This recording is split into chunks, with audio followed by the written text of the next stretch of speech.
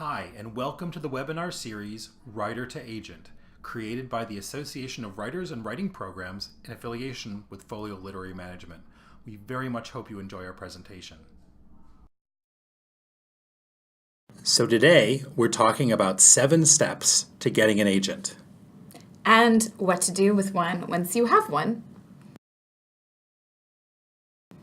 So first, I guess we should introduce ourselves.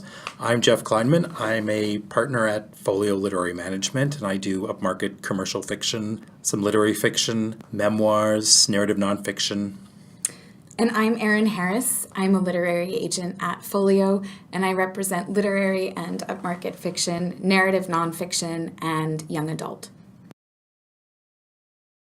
So, to give you all a brief overview, here's the steps that we have nailed down. Step 1 is to assess yourself and your project. Step 2 is to research the agents. 3 is to find that agent. 4 is to learn submission guidelines. 5 is to submit your materials. And 6 is to wait, a very labor-intensive step. And the 7th is to get the agent's response and understand what it means, because they are really telling you something. So, assessing yourself and your project. The thing that you should keep in mind is to figure out, is your book something that should go to a big press, a small press, a trade press, an academic press? Where should your book reside? We're not going to spend a ton of time talking about that here, but the thing to keep in mind is, from our perspective as agents, we work with trade publishers. Trade is like commercial publishing that sells to people who buy through bookstores. So is your book something that people are going to go and want to buy through a bookstore? And if so, is it also something that would appeal on a national level? Is it just going to appeal to people in Utah? Or is it something that, although it's set in Utah, people in Ohio and in Albuquerque would still be intrigued? So if your project is the sort that you think has some type of a national interest, and you think that it should be sold through a bookstore, that's when you start talking to literary agents. Step 2 is to research literary agents. So agents have specialties, and not every agent represents every category of books. Finding the right literary agent is also about finding the right personal fit. Some agents are editorially inclined, whereas others are less so. Big agencies tend to have a different culture than small agencies. And so a great way to find out about agents before submitting to them is to read interviews they've done, to listen to webinars or podcasts such as these, and also to consult some of the resources that we've provided for you on this slide of the presentation. So just to give you a little more detail, the sorts of things that a lot of times get people should focus on is, does the agent charge fees? Agents work on contingency. So that means if I say, hey, writer, I'm happy to work on your project, pay me $20,000 as a marketing fee, I'm paid to, I don't have to sell the book. I've just made $20,000. The scary thing about literary agent is you really just have to be able to type AGENT to be one. So there isn't some kind of magic formula, and there's a lot of scam artists out there. Another thing people are always focused on is exclusivity, which means you're just sending to one agent at a time. Third issue that I know people are focused on is location. Are they in New York? Are they in Texas? Are they in Colorado? For my purposes, I think it is crazy that you have to have a New York agent. I think there are some of the best agents in the country are in places like Colorado and Texas and California. So I wouldn't focus on that. Erin, you mentioned size. You want to talk more about size? At larger agencies, there tend to be different departments for the different areas associated with selling books and exploiting associated rights. Whereas at smaller agencies, people tend to wear many different hats and do many different jobs. And one is not necessarily better than the other. It's just important to understand how your international rights will be sold, how the agent will handle selling dramatic rights for film and TV, for serial rights to literary magazines and journals, that sort of thing. Another issue is reputation, and I think I don't know how to make it clearer that that really is an issue, and that's something you should pay attention to. I know that when I send out a project, I know people know it comes from me, and people come from my colleagues at Folio, and people pay attention to it in a way that they sometimes don't for other agencies. So I think knowing the reputation of the agent is pretty important, and you can figure that all out online. Specialization is something that we touched upon briefly before. Not every agent represents every category of book. And so as you're researching agents, it's important to see what they've sold before, what books their end authors, their agency represents, and also what they're looking for. And the last thing to think about is the agency new or established? Sometimes newer agencies are looking for clients more, so that can be a great way of doing things. And one suggestion I would have is to often pursue newer agents at established agencies. That can be the best of both worlds because they're hungry for new projects and they already have a reputation that they can work out of. Learning submission guidelines. It's very important as an author who is querying agents to query them in exactly the way that they want to be approached. So your first step is, once you've identified the agents that you want to send material to, is to find out what precisely they want. Generally, that's a query letter. Some agents like to receive a synopsis as well. Some agents would like to see the first page of your novel, if that's what you've written, or the first page of your memoir, if you've written nonfiction. Other agents like 10 pages. So just send the exact sort of material to the agent that she specifies she's looking for. All right, so I know she says 10 pages. I want to send 11. Is that a problem? I would stick to the 10. Why? Agents are really looking for people who can follow rules, and agents also have their own systems for staying organized, and you want to help the agent do her job well. You want to stick out because your work is amazing. You don't want to stick out because you have acted in a manner that is unprofessional or that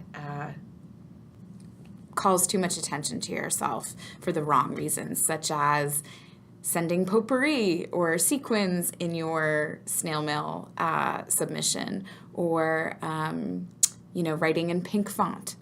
Or it's something as simple as, I don't want to have attachments, and you send an attachment. Right. And it depends on the agent, but it seems crazy that you wouldn't just follow their guidelines because it just makes things so much easier. So in the query letter, there's going to be a bunch of stuff. It can be possibly sample materials agents will ask for, sometimes previous work, samples of that, or reviews. Sometimes they'll want to see a proposal. So what the question is you first learn how they want to see the material. But at this point, all you've done is written a letter and sent like this blind query out to whoever it is. That's all we've done at this point. And now you've actually sent the material to the agent. Before you do that, there's a couple of things we should always remind you all of again. Make sure that you proofread your work and that it is free of errors. And use a self-addressed stamped envelope. There are a few agents that really want to have a hard copy, and if those are the agents you're sending it to, send a self-addressed stamped envelope. But I know at Folio we really don't like hard copies. So to get one and then have somebody say, I only sent you a hard copy because I can't send electronic, it's sort of an easy no, because the editor is going to want an electronic version. So all of a sudden we're thinking, oh my gosh, this is going to be a mess. So then you send the material to the agent. And then you wait. And with hope, the wait won't be too long. But if it is a long time, Jeff has what I think is a really nifty way of trying to decode what certain responses and non-responses, if you will, mean. So here's the deal. You've sent this to the agent, and now you're going to wait for a response. And here's what I'd suggest. You've gone out, you've done your research for the agent, and you divide the agents into 3 categories. So what you'll see I've done here on this slide is I have the blue category, the red category, and the yellow category. So the blue category is your A-list agents, the ones you really want to work with after reading about them and researching them. The second category is the ones that would be great to work with. You think they have a good reputation, they would be fine. The third are the people that you're not really that enthusiastic, but you think they could do a good job. So you've researched a lot of agents. Maybe you have a list of 60. And you then choose 3 or 4 from each category. And that's what you do here. You make a spreadsheet or a table like I've done. So the reason you want to do that is because if you just go to your A list first, you send to all of them, everybody passes, you're kind of done with them. And then you have to go to your second tier. Whereas if you spread out the risk, you haven't lost the opportunity of going to these people later. If you have a ton of interest, you can go right to them immediately anyway. So I see no downside and lots of upsides by just sending to 10 agents at once. So what you do is you divide again the categories into 3 groups, and then you send the thing out. And then to me, the big plan is you don't think about it as being, your manuscript, your baby that you worked on for the past however many years. You don't get caught up in the emotion of it, and you really focus on, I have to fill out this chart. And that's all it is. I gotta fill out this chart. So what you do is you sit and you wait for a response. And if after 6 to 8 weeks you don't hear from the agent, you can check that first box, no response. It's that easy. And you may get 10 of those, but at least you filled out your chart. The second one is you get a form rejection. Dear author, thank you so much for writing, but your manuscript does not suit our needs at this time. Sincerely yours. Like whatever the form rejection is. So if you get no response or a form rejection, what I would suggest you do right then is stop and reassess. Check the premise and check your writing. But really look to make sure that the premise and writing are as strong as you can make them. If 10 out of 10 agents have said the same thing, I would suggest you go back and look at it. So then the next option is maybe they give you some kind of little bone to throw at you. Maybe they put your name in. Maybe they just give you something that makes you think that they actually paid attention. To me, what often that means is that they want to engage you, but not very much. So maybe there's something about the writing that's strong enough, but the premise itself probably isn't. It's not enough. I've seen this too often. This isn't going to keep me moving. Or they write you a personalized rejection. Dear Joan, really loved hearing from you, was thrilled to see the letter, and it's so cool that you also went to University of California where I went. And whatever it is, they're engaging you. So why are they doing that and then they're rejecting you? To me, it's because they think, this might be a writer who could do something. This might be a writer I want to continue to have a relationship with. But you know something? This premise really isn't that strong. I don't think this is going to be strong enough to make this really work. But maybe they'll send me something else. So you think that through too. And this is all based on that one query letter and that whatever sample that they've asked for. This is not a lot of material at this point. The next one, and this is we should talk about now, after you get the query, what we've done up to now is talk about what happens when you're just rejected. But what often happens is agents ask to see material. Sometimes we ask to see a couple of pages or a couple of chapters. Sometimes we ask to see the whole thing. It now seems more like we just ask for the whole thing because it's too much work to ask for like partial and then ask for the whole thing. But it also depends on the agent. Psychologically, I think I'm so old, I'm used to carrying around manuscripts. But Erin, when you ask for a manuscript kind of out of the blue, what are you thinking? Well, generally, if I'm really intrigued by the premise, and I always ask to see the first 10 pages with the query letter. So if I like the premise and I love the writing of the first 10 pages, and I think that the author has interesting credentials, then I will generally request the entire manuscript.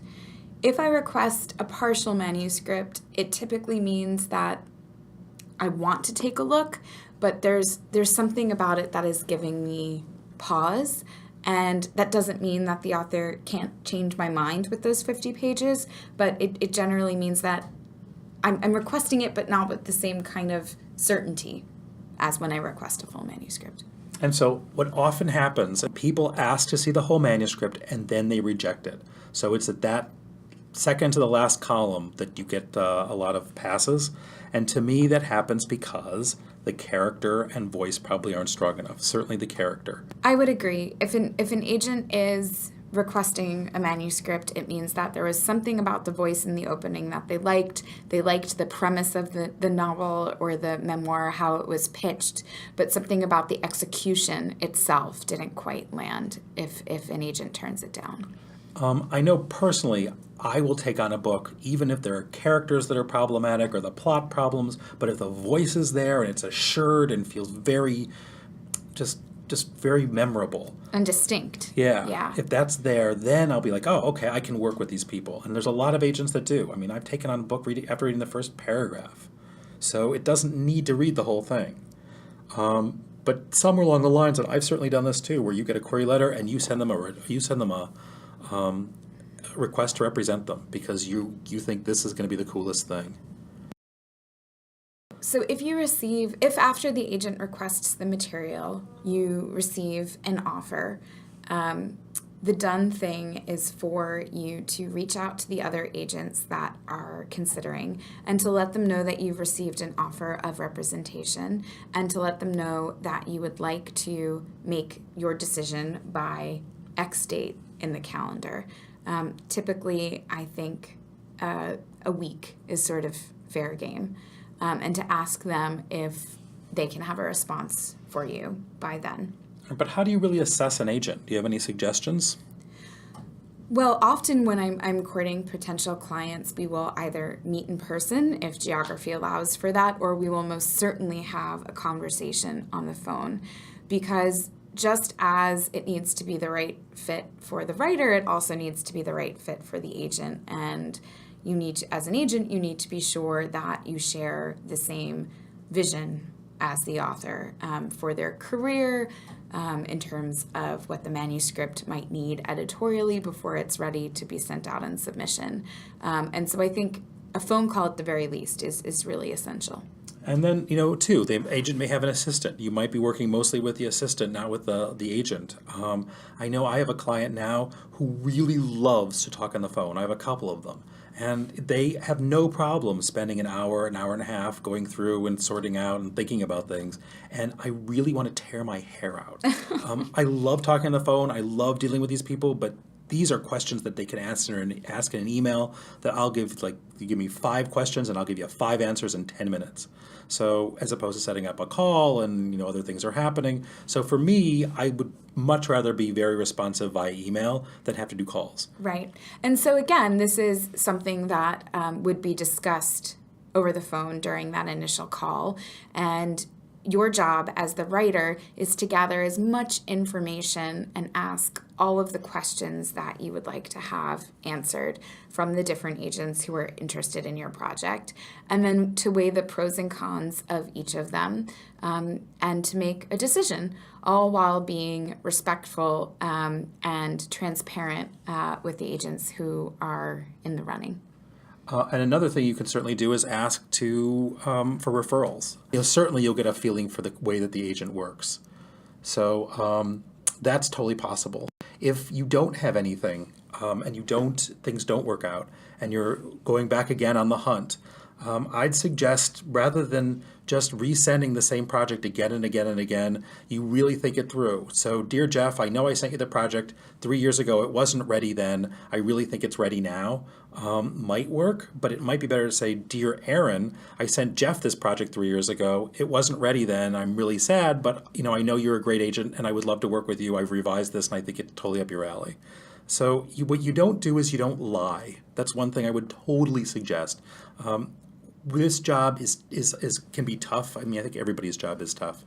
But if you're dealing with a client you can't trust, it makes things very, very complicated. Right. It's a business that's based upon relationships and reputation.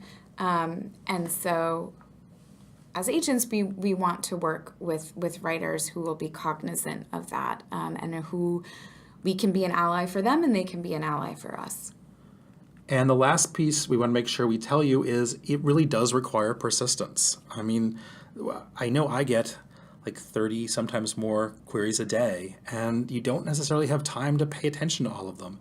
So sometimes, the baby was crying and you're like, oh, let me just get this out of the way.